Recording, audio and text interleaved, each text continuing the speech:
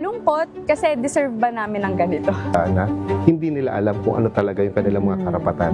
Yung gobyerno, tinulungan nila yung kanilang magsasaka. Pinapatahimik tayong lahat using various laws. Through education, kayang-kaya nating baguhin yung ganitong klaseng pag-iisip. Isang kwento, iba't ibang anggulo. Dito, sa Point of View. Mga karagdagang kaalaman kung paano malulunasan ng iba't ibang karamdaman. Tuloy po kayo sa programang Pangkalusugan, Lunas. Lunas. Lunas.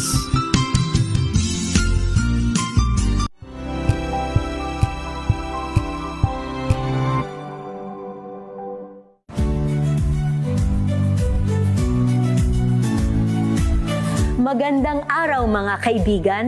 Ito po ang inyong balerina ng bayan, si Lisa Makuhay Lizalde, na nag-aanyaya sa inyong samahan kami at ang aming mga espesyal na panauhin para sa kalahating oras ng masayang kwentuhan sa aming programang Art to Art, kung saan ang usapang sining at kultura ay para sa lahat.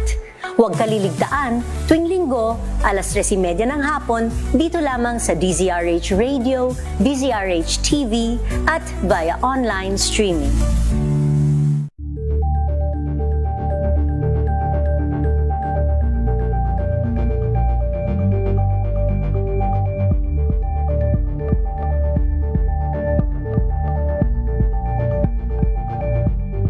We've got you covered.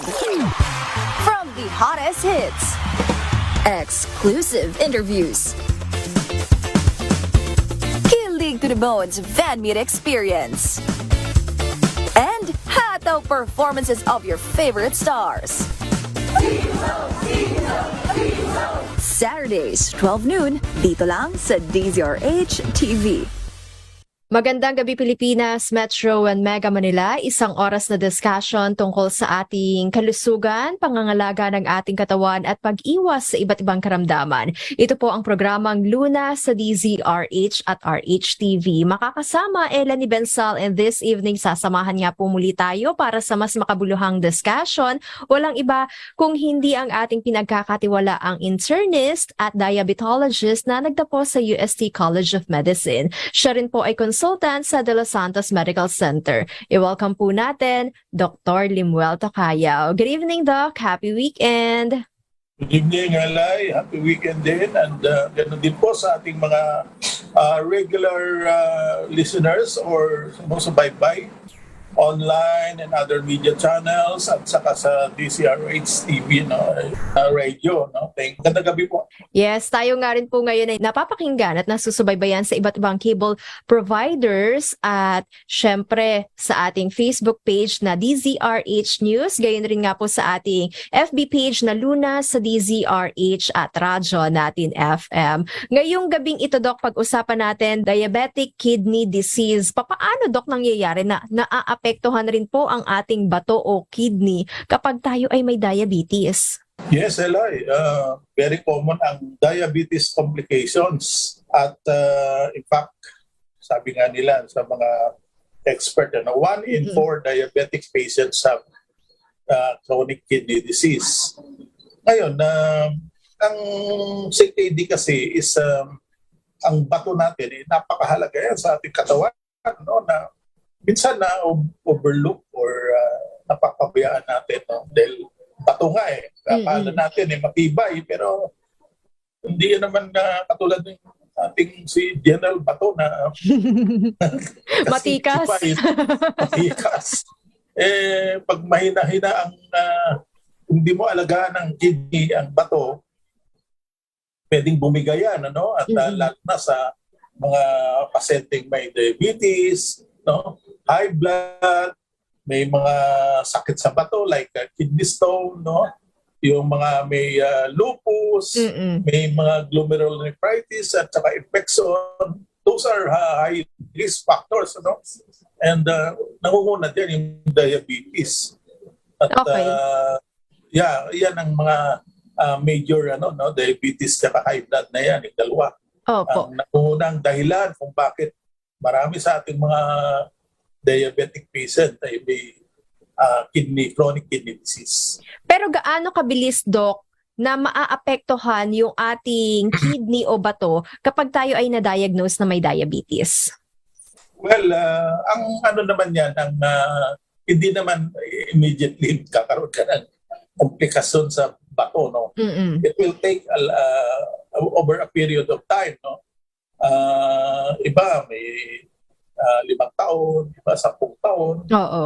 Yung other factors have to be considered also, no? Yung edad, no? At saka length of time na may diabetes ka. At saka yung edad mo, no? Medyo matanda, siyempre, andyan yung tumataas ang risk factor. Pag matagal ka ng diabetes, andyan yung mataas ang risk na magkaroon ng kidney disease. Totoo ba, Doc?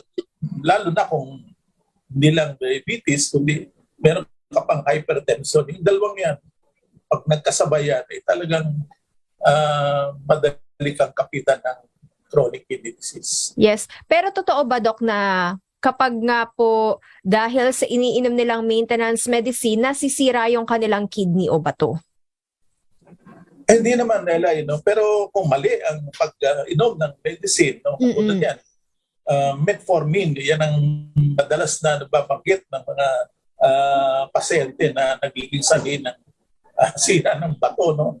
Hindi po ang metformin, kundi yung mismo yung sakit mo, no, yung diabetes or hypertension. Ngayon, pag nag-metformin ka at nakita mo tumataas ang iyong creatinine, no? Ang iyong GFR, yung eGFR, ito yung kinocompute base sa bumababa, no? Let's say below 30 na lang. Minsan kasi di na lang namamalayan yan, walang simptomas ang may CKD, no? Nakikita lang yan pag nagpa-serum creatinine ka, mataas pala. At saka lang malaman mo yung ma-compute mo yung eGFR mo na baba na pala. Tapos yung gamot mo metformin, okay. Hindi mo pa tinatanggal o kaya hindi mo pa binabawasan. Dapat kasi pag bumababa ng eGFR mo ng mga 45 and below, so dapat inaano na yung dose. Binababa. Ganon din yung mga ibang gamot, katulad ng mga DPP-4 inhibitor, no? Usually, yung karamihan dyan, kailangan binababa din ang dose. Kinakat into half. Same pero thing with Doc sa insulin injection. Insulin, walang problema kasi hindi, kahit na mataas ang creatinine mo, baba ang GFR mo, pwede ka pa rin magbigay ng insulin. Safe yun, no? Unlike yung mga gamot na pag binigay mo na napakababa na ng GFR mo, GFR kasi ito yung ability of the how fast it can filter out those toxins, no? Including medicine. So kung mabagal, tapos bibigyan mo ng napakataas na dose, siyempre, andyan yung may possibility na madadami sa kidney lalo, no? At isa sa mga weird complication na lagi kong nababanggit dito, yung lactic acidosis. Sa mga pasyenteng may umiinom ng mga biguanides like metformin, yan ang common side effect. At ito nga po, Doc, na diabetic kidney disease ay nangyayari para lamang sa mga may type 2 diabetes. No, it can happen in both type 1 and type 2. Basta pag may diabetes ka, whether type 1 or type 2, pwede ka magkaroon ng diabetic kidney disease. Pero madalas kasi nangyayari, yung mga diabetic kidney disease sa mga type 2, no? Mas marami kasi lifestyle disease and kidney damage can be brought about by lifestyle. Lalo na kung meron ka nga, sabi ko, hypertension, no? May kasamang high blood. Hindi mo na control yung blood pressure mo, mas lalong mapapabilis masira ang kidney. Mabilis manghina. and you develop chronic kidney disease. O minsan kasi Eli, di natin napapansin na ang nasira na palang kidney kasi nga marami walang nararamdaman. Oo. Ngayon, pag nakakaramdam na sila ng na stage 4 or 5 na. Kasi nag-spill out sila ng maraming protein at nagkakaroon sila ng pag-iipon ng tubig, nag-accumulate ng water sa katawan. So they develop edema, no? Pagmamanas. Pangalawa, kanilang presyon tumataas, lalong kontrolin, no? Oo. Dati nakokontrol ng dalawang klaseng gamot o combination. Ngayon, hindi na.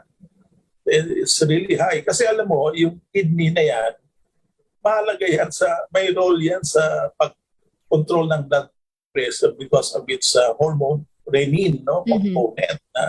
Component ng kidney yan, nagpuproduce ng renin. Hindi lang yan, pati yung erythropoietin at saka yung sa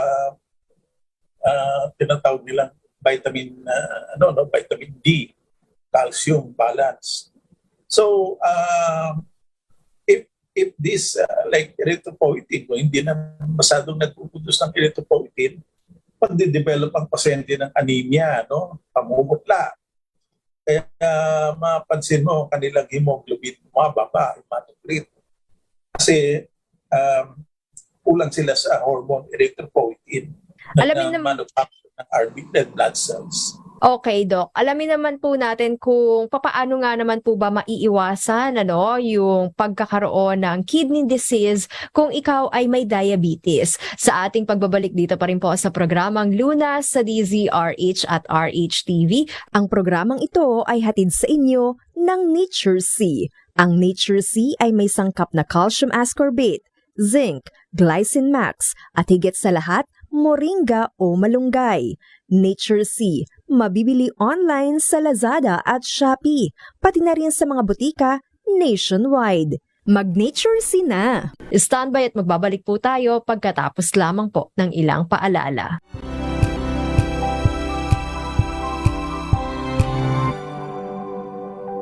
Hello, Washi! Laundry day na naman! Yay! Anong meron? Mancha ng chocolate, putik, may libag pa! Kaya natin yan! With Pride Washing Machine Detergent, may triple stain-away formula. Tanggal ang makapit, madikit, at malupit na dumit-mancha. Kaya easy-easy ang labada. Mula noon hanggang ngayon! All you need is pride! All you need is pride! ACS!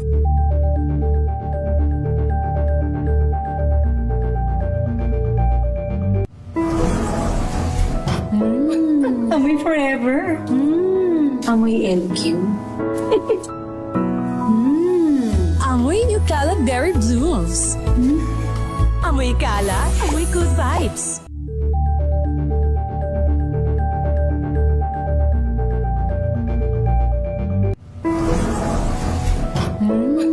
Amoy forever. Amoy LQ. Amoy New Cala Berry Blooms. Amoy kala, amoy good vibes.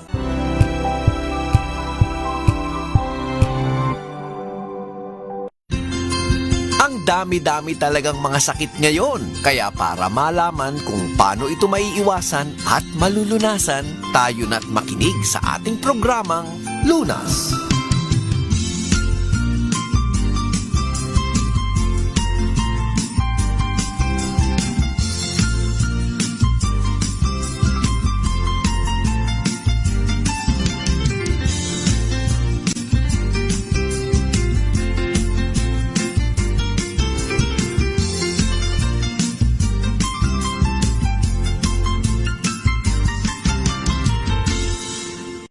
Nagbabalik po programang Lunas sa DZRH at RH-TV. Kapartner pa nga rin po natin ang Nature C. Ang Nature C ay may sangkap na calcium ascorbate, zinc, glycine max, at higit sa lahat, moringa o malunggay. Nature C, mabibili online sa Lazada at Shopee, pati na rin sa mga butika nationwide. Mag-Nature C na! Mahalagang paalala nga rin po, ang Nature C ay hindi gamot at hindi maaaring gamiting panggamot sa anumang uri ng sakit. Sa pagpapatuloy po, Dok, ng ating discussion, diabetic kidney disease ang ating topic, Naiwan nating katanungan kung ito ba, Dok, na sakit na ito ay maiiwasan kahit na ikaw ay na-diagnose na may diabetes. Kumbaga, maaari bang hindi maapektuhan yung ating kidney, Dok? Yes, magandang magandang tanong, kasi alam mo ang diabetic kidney disease, although it can be directly attributed to diabetes, that can cause it's a complication of chronic kidney disease. Pwede rin itong mapapabilis ang pagkakaroon ng diabetic kidney disease kung ikaw ang lifestyle mo is unhealthy, you're obese, tumataba ka, kain ka na kain. Oo. At ang kinakain mo puro mga matatamis, kaya tumataas ang blood sugar mo, gigain ka ng weight. Then yung maalat, kinakain mo, lalong tumataas ang presyon, at nahihirapan lalo ang kidney, mahilig ka sa mga meat, processed food, hotdog, bacon, mga tocino, yan ang mga tinatawag na processed food that can harm your kidney. Oo. Then, andyan yung wala kang physical activity, sedentary ka lang, lalo na ng ganitong panahon ng pandemic, maraming na lockdown, although unti-unti na tayong bumabalik sa dati. Bumabalik sa dati. Pero yung iba, nakakalimutan na mag-exercise. So, maapektuhan yan. Yung iba, andyan yung hindi naalis ng bisyo, yung sigarilyo, andyan pa rin. So, mabilis nakapagpasira ng kidney yan. Yung yung malakas sa alcohol, lakas uminom, nakakasira din ng hindi lang atay, pati kidney nasisira din. So, combination of a lot of factors, yung lifestyle at saka uncontrolled blood sugar, uncontrolled hypertension. Yan ang mga sanhi ng pagkaka-develop ng chronic kidney disease. Pero majority talaga, Doc, sa pagkain, yung malaking factor kung bakit nga po naaapektuhan, nasisira yung ating kidney kahit na tayo ay may diabetes. Malaking bagay yung pagkain, lalo na yung maalat, Timpla natin maalat, Mahilig tayo sa patis, bago, ang mga sausawan. Maalat yan, high sodium yan. Talagang pag hilig ka sa maalat, hindi lang tumataas ang presyon, kundi ang kidney nahihirapan mag-filter, mahirapan ang kidney mag-filter at nagre-retain ka ng maraming tubig. So, it can further cause high volume of water can cause blood volume sa ating kidney at saka sa dugo-ugat, nahirapan. So the blood pressure also tend to be higher. Yes. Ang dapat kasi maintain mo yung blood pressure mo at least below 140/90 or kumari nga 120/80. Using different approach. Iinom ng maintenance medicine at saka yung sa pagkain and exercise. Pangalawa, kailangan kung diabetic ka, you're able to take control of your blood sugar, meaning na-attain mo yung blood sugar target. Pre-meals pa niyan or post-meal. A1C should be below 7. Pag bata pa, pag matanda, may mga comorbidities na mga 7 to 8, okay na yon, or even a little bit higher.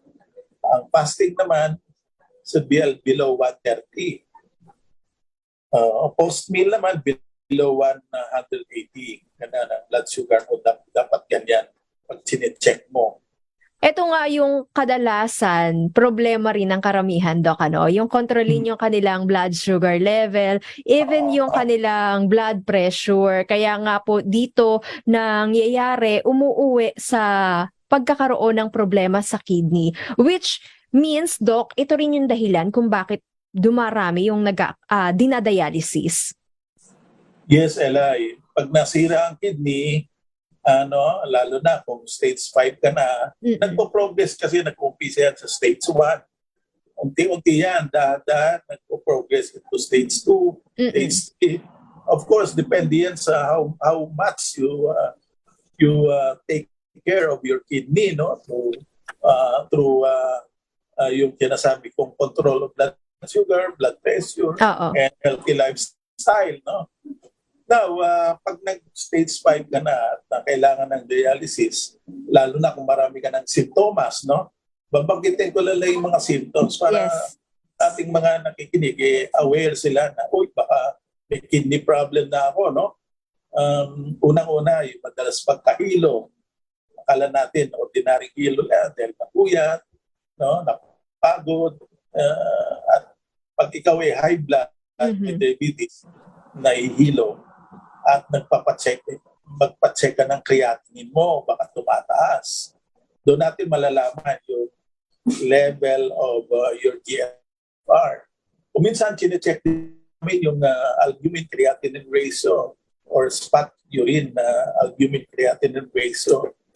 So, pag marami ka kasi albumin, it's a protein that is produced by the kidney. It is indicative na mayroon kang damage sa kidney at sa puso, no? So, nabanggit ko yung puso kasi pag may sira ka sa kidney, maring puso maapektuhan, no? Kasi yung mga excess calcium and phosphorus na hindi na i-excrete ng kidney, maring pumunta lang sa dugo at bumarado at pag-excess yan, pwedeng mag-cause yan ng pagsira ng ugat sa utak at puso. So, leading to stroke and heart attack. Ngayon, isa pang symptoms, Eli, no, yung pagsusuka, yung nausea and vomiting, common yan. Yung madalas pagpulikat sa gabi, no, lalo sa gabi. Kahit nakahiga ka, Doc, matutulog ka na lang, pupulikatin ka pa? Yes, pupulikatin ka. No? Pag sisinok, no? Yung hiccups. Symptoms din yan. Of course, yung madalas natin nakita yung pagmamanas sa paa. Kaya at bukong-bukong, no? Yung bang ankle. Pangangati ng balat. Akala natin allergy. Pag sobrang pangangatian at madalas na, hindi na nakukuha ng mga antihistaminic, magpa-check up ka ng yung kidney, creatinine. Of course, yung pamumutla, nabanggit ko kanina, yung dahil sa kakulangan ng bumababa ang hemoglobin, dahil sa kakulangan ng erythropoietin or red blood cell production. At paghihinihingal, madali rin mapagod, Doc. Madali mapagod at mataas ang presyon. Okay. Yan ang common signs and symptoms of diabetic kidney disease. Okay. Gaano nga naman po ba, Doc, kadalas dapat magpa-check up para mabantayan natin yung ating kidney, at maiwasan na maapektuhan ito sa kabila na tayo nga po ay may diabetes. Sa ating pagbabalik, yan po ang ating pag-uusapan dito pa rin po sa programang Lunas sa DZRH at RHTV. Magbabalik tayo pagkatapos lamang po ng ilang paalala.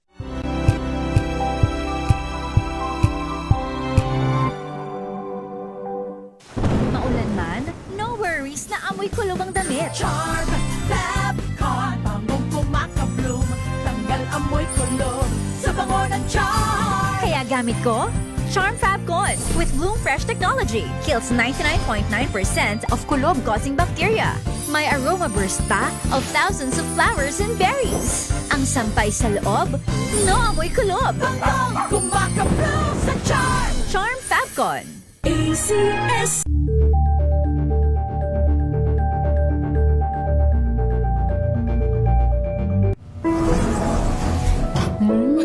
Amoy forever. Amoy LQ. Amoy New Caleb Berry Blooms. Amoy kalat, amoy good vibes.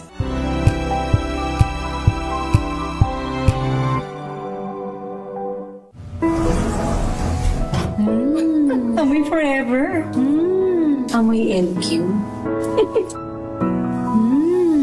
Amoy New Caleb Berry Blooms. Amoy kalat, amoy good vibes.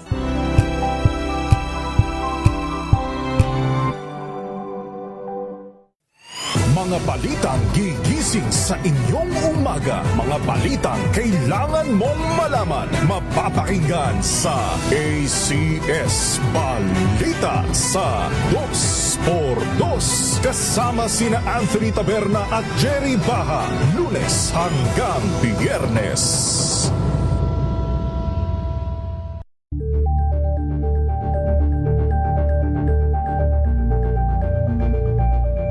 Alamin ang mga maiinit na isyung pambayan, mga balitang kailangan mong malaman, usapin sa pamahalaan, politika, ekonomiya at kabuhayan. Ito ang mga dapat mong malaman, pakialaman at pag-uusapan dahil kayo ang tinig ng mamamayan dito sa Damdaming Bayan. Live sa DZRH Radio, DZRH TV at DZRH Digital. Kasama sina Lakay, Deo Macalma at Elaine Apit. Araw-araw, Lunes hanggang Biyernes. Damdaming Bayan.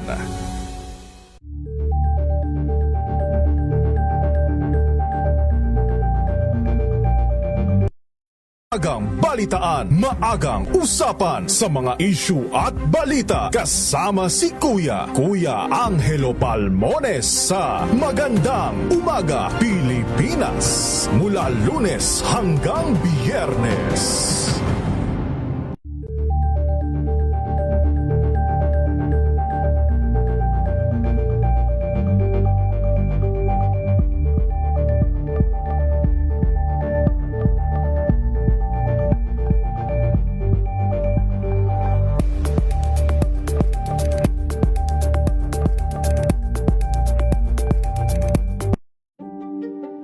Buklatin ang mga pahina. Pakinggan ang boses ng lipunan. Tunghayan ang mga issue mula sa ibang katayuan. Nakakalungkot kasi deserve ba namin ng ganito? Na hindi nila alam kung ano talaga yung kanilang mga karapatan. Yung gobyerno, tinulungan nila yung kanilang magsasaka. Pinapatahimik tayong lahat using various laws. Through education, kayang-kaya nating baguhin yung ganitong klaseng pag-iisip. Isang kwento, iba't ibang anggulo. Dito, sa Point of View.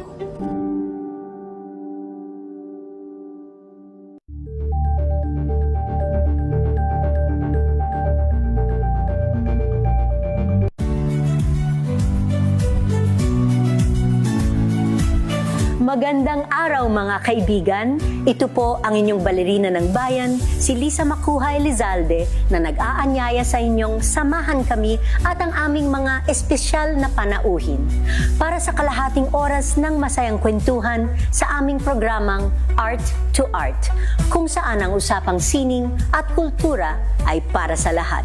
Huwag kaliligtaan, tuwing linggo, 3:30 ng hapon, dito lamang sa DZRH Radio, DZRH TV, at via online streaming.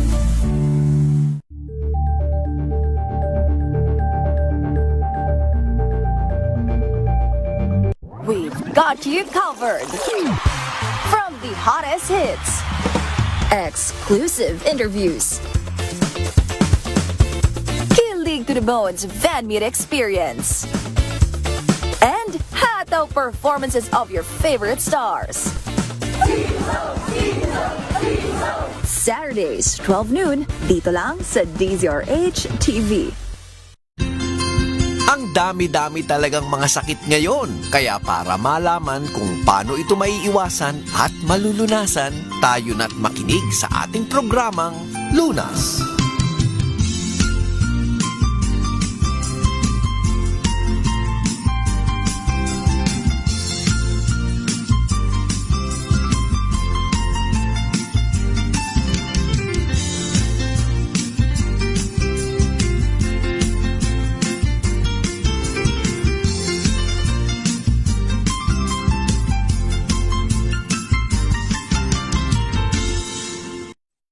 Nagbabalik po third part ng ating discussion dito pa rin po sa programang Lunas sa DZRH at RH-TV. Ang programang ito ay hatid pa nga rin po sa atin ng Nature C.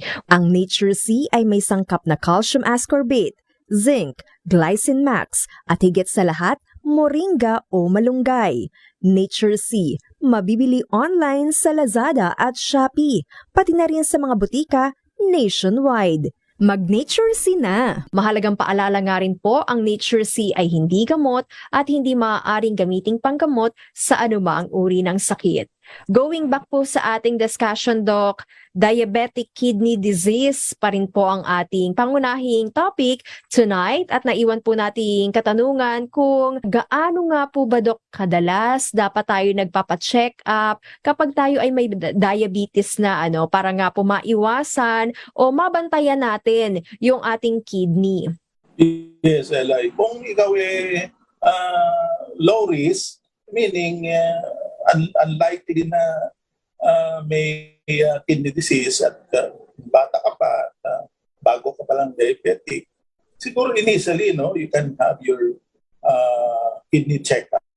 No? You do a BUN creatinine, siguro perhaps check din ultrasound kung kailangan, kidney ultrasound para ano mo yung size ng kidney mo, kung gaano kalaki or kung lumit na. Oo. Mahalaga yun. Kaya meron kang kidney stone. And urinalysis, mahalaga yun. No? Initially. Then, kung merong suspect na meron kang, let's say, ang creatinine mo, borderline, medyo mataas, you repeat it every 2 to 3 to 4 months. Ganon, para ma-assess mo yung progress, no? Ngayon, kung meron kang chinecheck mo rin yung albumin creatinine ratio or yung GFR mo, unti-unting bumababa from 90, naging 60 na lang. Meaning, nagpo-progress yung ang kidney stages of kidney disease.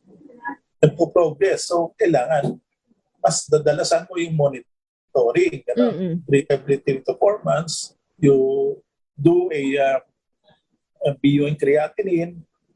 In fact, ngayon, sinasama na yung potassium and yung phosphorus. Okay. Kaya calcium. Kaya sinasabi ko ang phosphorus. Kasi ito yung phosphorus. Sinasabi ko kanina na pag mataas yan, magkakaroon ka ng, pwede maapektuhan yung puso. No? Magde-develop ka ng heart disease, coronary heart disease, or even heart failure dahil sa arrhythmia. And it can also lead to a brittle bone kasi yung calcium lumalabas sa buto, kundi pumapasok sa dugo. Nasa dugo lang. At ang nangyayari niyan, humina ang ating buto. Pwede ka magkaroon ng fracture. At ang ugat naman, pwede magkaroon ng sira, pagbabara. So, yan ang delikado dyan. So, kailangan minomonitor yan. At kung may mataas ang phosphorus, binibigyan ng mga phosphate binder. At kung mataas ang creatinine mo naman, ngayon, ang binibigay ng mga doktor, and nephrologists, and internists, itong keto analogs and protein. At huwag hayaang tumaas ang blood sugar, blood pressure, at kailangan yung bibigyan ka ng mga yung tinatawag nilang renin-angiotensin medications para ma-control ang too much spillage of protein. Okay. Pero Doc, lahat ba ng nagkakaroon ng problema sa kidney at the same time may diabetes ay dinadialysis? Yun lang po ba talaga yung pantugon or sabihin nating remedy para sa kanilang health condition? Well, ultimately kasi yan ang means of removing excessive toxins. Kasi kung masadong maraming toxins that accumulate in the blood, and it can already a life-threatening condition kasi nga tumataas ang potassium mo, nagkakaroon ka na ng pagkaroon ng tubig sa baga, pleural effusion, nagkakaroon ka na ng congestive heart failure, at maaaring pwede mo ikamatay, no? It can cause sudden death. Oo. Ano na kasi yun eh, you need to undergo the dialysis. And usually, they do hemodialysis, no? Pero kailan lagyan ka muna ng fistula. And also, peritoneal dialysis, which can be done at home. Ngayon, kung candidate ka for yung tinatawag na, yung kidney replacement or kidney transplant, of course, they will recommend that. Pero, napaka-din yun, no? Napaka-expensive, and you have to find a right donor. Okay. At sa ganitong pagkakataon, Doc, ano na po yung irereseta nilang gamot din, no? Para nga po sa ganitong kalagayan? Well, sa mga pasyente nga na pag-ito kanina, para hindi ma-delay mo yung progression ng kidney disease, binibigyan ng unang-una yung blood sugar control, blood pressure control, give medications, yung mga yung sinasabi ko kanina, keto analog with amino acid sa pagkain, bawas karne, no? more of non-meat or plant-based protein, no?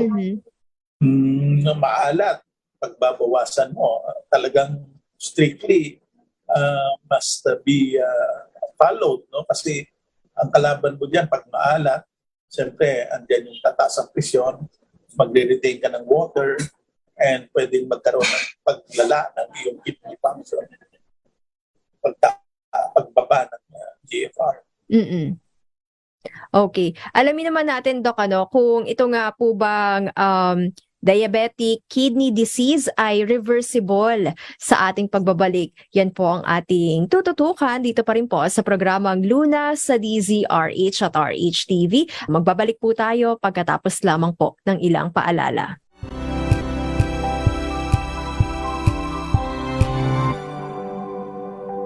Hello, Washi! Laundry day na naman! Yay! Anong meron? Mancha ng chocolate, putik, may libag pa! Kaya natin yan! With Pride Washing Machine Detergent, may triple stain-away formula. Tanggal ang makapit, madikit, at malupit na dumit-mancha. Kaya easy-easy ang labada. Mula noon hanggang ngayon! All you need is pride. All you need is pride. ACS. May nagbago. May arte. May budget. Akala nyo lang yon. So solid. White rose papaya. Wow, white rose. White rose papaya. Wow, white rose. White rose papaya. May glow up with a white rose papaya. White rose papaya. May puti power times 2 kasi may papaya at niacinamide. May shea butter and tea tree oil pa. Kutis sulit ang glow up. Glow up with a white rose papaya. White rose papaya. Kutis sulit ang glow up. ACS. Wow, ang saya! Isang barangay na labada, puro mancha pa! Goodbye, pahinga! Mommy, isang laba lang yan sa Pride Bar Blue.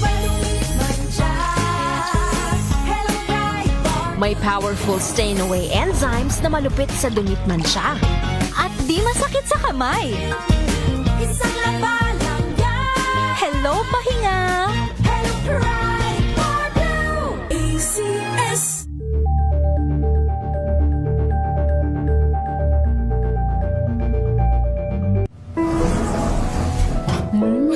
Amoy forever.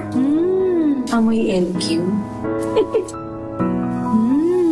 Amoy New Cala Berry Blooms. Amoy Cala, amoy good vibes. Tinesting, sinuri, siniyasan.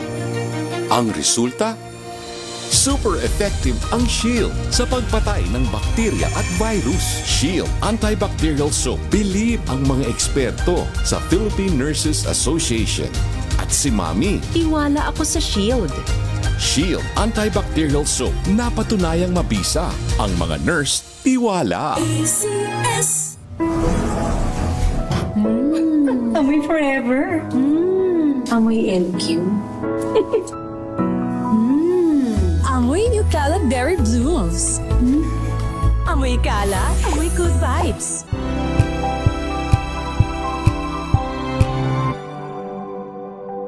Tambalang Anthony Taberna at Jerry Baha ang gigising sa inyong umaga dahil lalatay ang humahagupit na diskusyon at komentaryo Lunes hanggang Biyernes sa 2x2.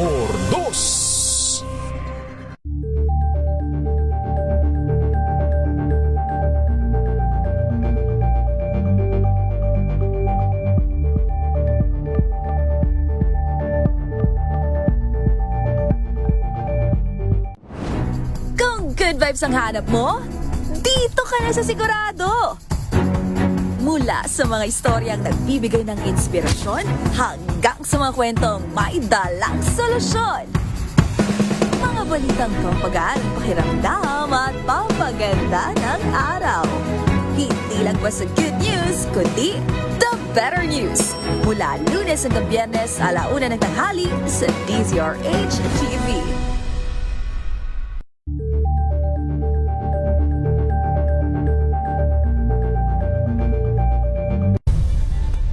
Nagsimula sa pangarap hanggang sa maabot ang tagumpay. Iba't ibang kwento, iba't ibang mukha ng atletang Pilipino. Mas pinatindi, mas pinalakas, at mas pinaaksyon sa Match Point tuwing Sabado, 12:30 ng tanghali sa DZRH TV. Ang dami-dami talagang mga sakit ngayon. Kaya para malaman kung paano ito maiiwasan at malulunasan, tayo na't makinig sa ating programang Lunas.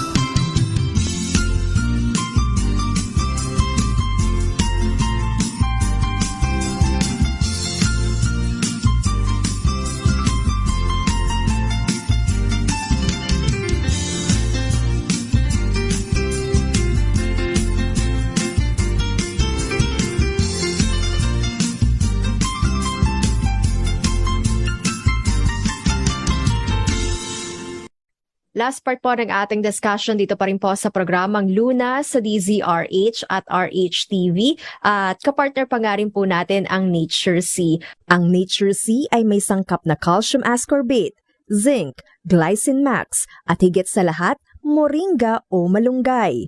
Nature C, mabibili online sa Lazada at Shopee, pati na rin sa mga butika nationwide. Mag-Nature C na. Kung ano naman po ang components at health benefits nito, yan rin po ang ating alamin maya-maya. Meanwhile, balikan po natin, Doc, yung ating discussion na diabetic kidney disease. Ano? Ito nga po bang condition na ito, Doc, ay maaari pang ma-reverse? Ang kidney disease, marireverse kung depende sa cost ng kidney disease. Ano? Katulad yan, meron kang kidney stone.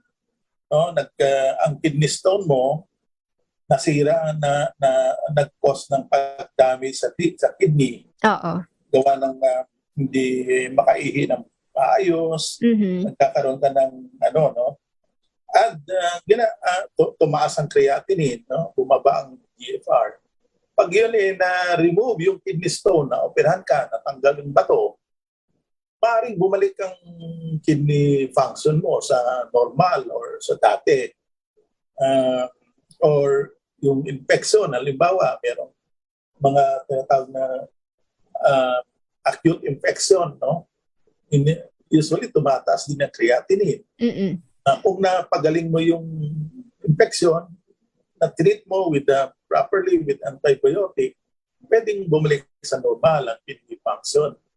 Pero itong mga chronic disease like diabetes, no, hypertension, patagal na diyan yan, no? na nag-cause ng pagsira ng kidney unti-unti, maaaring irreversible na yan. Hindi na yan talaga hindi mo na ma-recover yung kidney pag once na totally nasira na yan ng due to diabetes. Kasi it's a chronic problem that causes it. So, it can no longer be reversed. So, the only solution is really kidney transplant. Oo, pero mahirap yung ganyang klaseng proseso, Doc, matagal pa. Mahirap. Pero Doc, isa rin ba sa mga ipinagbabawal kapag ikaw ay may problema na sa kidney is yung mataas na pag-take ng potassium, like sabihin natin banana? Well, kung ang kidney mo, kaya nga halaga dyan yung regularly mo monitor mo yung potassium.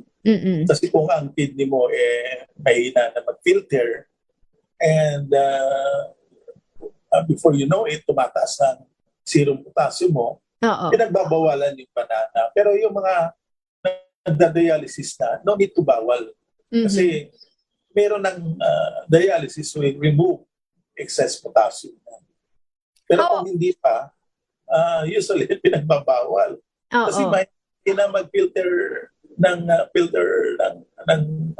potassium ang iyong kidney. Usually rin nagiging problema ng mga pasyente, mataas yung kanilang creatinine, mababa yung kanilang potassium, or mataas yung potassium, mababa yung kanilang creatinine. Tama ba?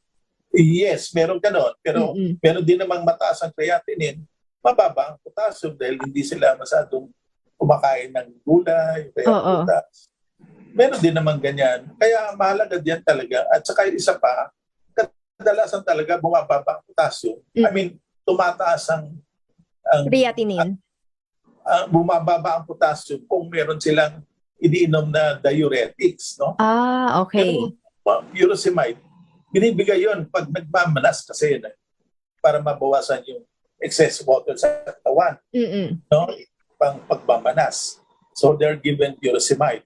Now, kaya kung minsan tumataas ang potassium because of excessive, because of yung ACE inhibitor, yung binibigay sa gamot sa high blood para bumaba ang presyon. No? O kaya angiotensin receptor blocker, mga sartan, mga irbesartan, mga losartan. Yan ang nakapagpataas ang potassium yan eh. So yan lang binabantayan. Kaya importante, pag mayroon kang nasa stage 4 ka na, stage 5, monitor lagi yung potassium, phosphorus, at saka yung bioing creatinine. Pag mababa po yung kanilang potassium, pwede po silang kumain ng saging kahit ilan, or dapat pa rin nilang bawasan at limitahan? Depende yan, Eli. Kung diabetic ka, kainin mo na maraming saging, hindi. Tataas pa rin yung kanilang blood sugar level. Tataas blood sugar mo. Oo. So, pwede silang, they're allowed to eat saging and vegetable-rich potassium or fruits rich in potassium. But then you have to limit the amount. No? Hindi naman pwedeng marami. Yes. Okay. How about yung pag-take po ng food supplement like Nature C? Paano po ito makakatulong para po sa mga may problema sa kidney? Ito rin po ba ay inire-recommend natin, Doc? Well, yes, Ella, kasi ang ano mo, may konting amount of magnesium and potassium. So, be cautious din. No? Kaya, pwede inumin, pero dapat ang ano mo, make sure that your potassium is not high, not really that high. No, even your magnesium. And once a day, okay naman yun with Nature C. Ang kagandahan lang kasi pag binibigyan mo ng mga antioxidant or mga food supplement rich in antioxidant, binuboost mo yung immune system. So most of these patients with diabetic kidney disease, especially stage 4 and stage 5, have a very poor immune system. Even diabetic, at poor immune system. But more kung may comorbidities like diabetic kidney disease. So, kailangan din nila ang mga food supplement. food supplement that can modulate or lumalakas ang kanilang immune system. For nourishment pa rin, Doc. Yes, and nourishment, nutritional nourishment. Oo. So, ano po yung pinaka-component ng Nature C, Doc, na maaari pong makakatulong sa diabetes at sa mga may problema sa bato? Yung malunggay, yung malunggay kasi, mataas ang folic acid yan, B-complex and iron. So, if your patient is anemic, that can help this anemic patient very much, yung pag-iinom ng Nature C. Plus, yung mga taglay na vitamin B complex with folic acid. Nakakatulong yan para patibayin ang mga ugat. Remember, those patients with kidney disease, maaaring mahina ang kanilang ugat, nasisira, sani ng excessive calcium and phosphorus. No? So, kailangan nila ng replacement. Yung naman, yung vitamin C, it can help the patient together with zinc. Again, boost their immune system. Tsaka ang vitamin C, Doc, inner and outer ng ating katawan natutulungan di ba? Kapag tayo ay nagtitake nito. Yes, lalo na yung mayroong skin problem, yung may skin infection. Remember, yung mga diabetic, madalas yan, nakakasugat sa paa. Ang tagal ng healing, Tsaka nagkakaroon ng dark spot, Doc. Dark spot or discoloration. So, kailangan natin ng vitamin C para ma-provide ng collagen, ang kanilang skin para hindi madaling mag-deteriorate or mag-ikangay due to free radical cause leading to aging of the skin. Okay. Aside from that, moringa, vitamin C, zinc, Doc, papaano po ito makakatulong? Yan, sa healing ng mga sugat-sugat yan sa skin. It promotes wound healing at the same time build yung synergistic immune system boosting effect together with vitamin C. At para nga po makuha natin yung mga benefits nitong nutrients na to, Doc, na nabanggit natin, vitamin C, moringa, and zinc, even yung soy science, paano po natin to dapat i-take, Doc? Gaano karami at gaano kadalas? Well, kung walang problema sa kidney, you can take as much as 3 times a day. Pero kung may kidney damage ka, with the high creatinine, once a day lang, enough na yun. Once a day or even at the most twice a day kung wala naman problem sa serum potassium mo. Okay. Para sa mga nagda-dialysis, Doc, paano po? 1 capsule a day na lang? 1 capsule or twice a day. Even empty stomach, Doc, pwede po nila itong inumin? Pwede. Walang hindi sa acidic. Okay. Kind vitamin C. Ayan. Ito nga po, Doc, Nature C, FDA approved, mura, available na rin sa Shopee at Lazada. Para nga rin po sa mga nagtatanong, Doc, ang inyong pong clinic address and hotline number. Pwede nila ako i-text sa 0956-064-2056. Ang aking landline sa clinic is 8893-5762, local 8518. Now, every day, Monday to Saturday, nag-hold ako ng clinic dito sa De Los Santos Medical Center, room 518 Medical Arts Building, A. Rodriguez Boulevard, Quezon City, from Monday to Saturday, 10 to 2, Monday to Saturday. Yes, thank you so much, Dr. Limuel Tocayo, and keep safe always. Thank you, Rela. Good night. God bless. Maraming salamat rin po, Luzon, Visayas at Mindanao. Inyo rin pong nakasama Elanie Bensal at nagpapaalala na ugaliin pong magpa-check up para nga po mabantayan ang inyong blood sugar level. Gayon rin po ang kalagayan po ng inyong kidney o bato. Magkarinigan tayo hanggang sa susunod dito lamang po sa programang Lunas sa DZRH at RHTV. Mga kalunas, tandaan, bawat karamdaman ay kayang lunasan. At para madagdagan pa ang kaalaman, manatili pa ring nakikinig dahil ang Lunas may extension na sa ilang saglit. Lunas Extension.